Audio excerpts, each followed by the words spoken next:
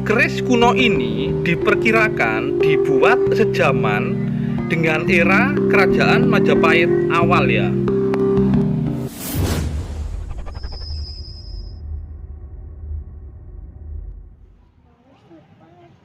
Rahayu, Rahayu, Rahayu. Ketemu lagi dengan saya Teddy Wahyono di channel tempat mengenal keris dan pusaka Nusantara lainnya dengan akal sehat dan hati terbuka. Nah, kali ini saya akan membahas sebuah keris yang cukup sepuh ya, dan dari daerah yang memang cukup terkenal di dunia perkerisan ya, yaitu daerah Tuban. Nah, sebenarnya daerah Tuban sendiri itu adalah salah satu daerah yang menarik ya, jadi karena memang ada banyak empu. Dan empu yang di Tuban itu bukan hanya yang style empu keris Jawa Timuran ya, tapi ada yang style Jawa Baratan atau Pajajaran. Nah, nanti akan kita bahas ya kenapa bisa begitu. Nah, sebelum saya bahas, buat teman-teman yang belum subscribe, silahkan subscribe dulu biar tidak ketinggalan informasi dari channel ini. Nah, sekarang kita langsung aja ya buka kerisnya ya. Nah, jadi ini memang sudah cukup sepuh ya, jadi memang sudah kropos, sangat sepuh sekali. Dan ini memang diperkirakan dari Tuban di era Majapahit ya, bahkan Majapahit awal.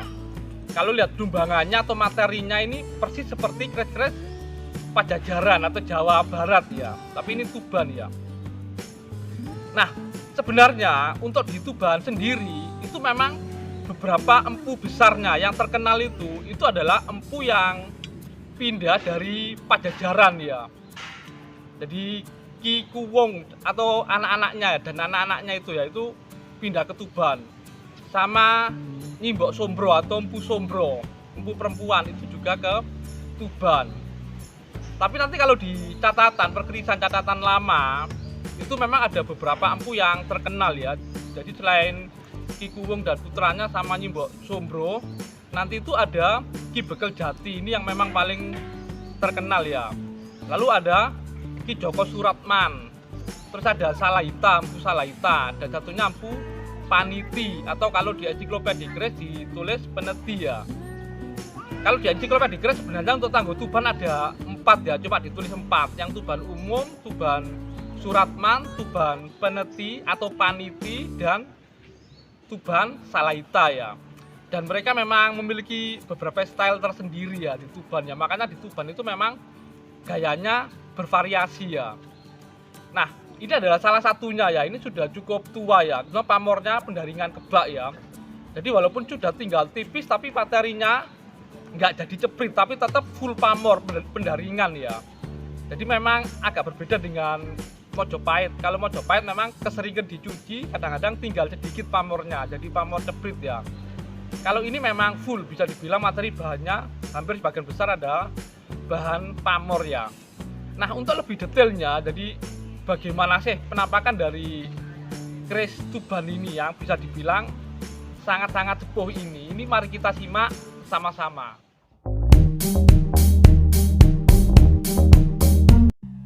Nah, ini adalah detail warongko dari keris yang akan kita bahas ya. Jadi ini warongko gayanya Ladrang Surakarta ya, pakai pendok blewa ya.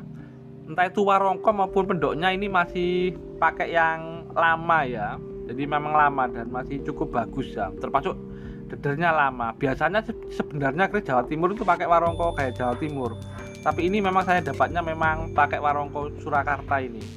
Nah, ini adalah detail bila kerisnya ya. Nah, ini belumbangannya khas ya, mirip hampir kayak belumbangan Pajajaran juga ya, ya Tuban juga yang lain gitu ya. Nah, yang kalau kita perhatikan untuk materi bila, ini terlihat jelas bahwa ini memang pamornya masih full ya, atau pendaringan kebak ya. Walaupun ini sudah usianya ratusan tahun ya, ini memang diperkirakan dari era Majapahit awal.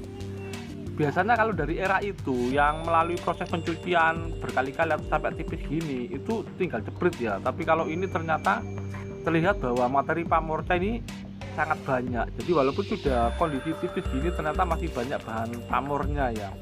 Dan materi besinya lebih sedikit kalau lihat dari materi bahannya. Nah, kalau ini yang dari catatan di Paniti Katgo ya, sebuah catatan keris lama ya. Kalau untuk nama empu di Tuban yang sejaman dengan Majapahit itu ada 5 empu putra dari empu Kuwung dari Pajajaran ya. Juga ada Nyimbok Sombro salah seorang bu perempuan yang konon cantik wajahnya. Ini juga dari Pajajaran ya. Lalu di Tuban ada empu terkenal ya, seperti Ki Bekel Jati yang waktu kecil bernama Ki Joko Jati. Ini adalah salah satu yang terkenal dalam membuat keris.